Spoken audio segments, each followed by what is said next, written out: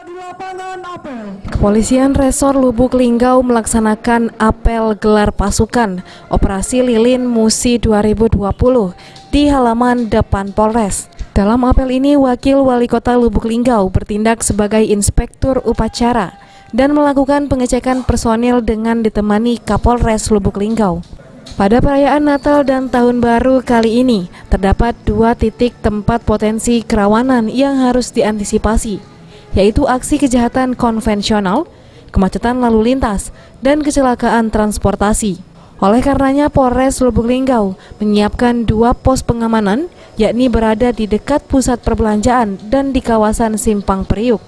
Sementara untuk jumlah personil yang dilibatkan dalam pengamanan hanya 35 orang, namun akan dilibatkan sebanyak 60 orang yang dianggarkan dari dana dukungan harian.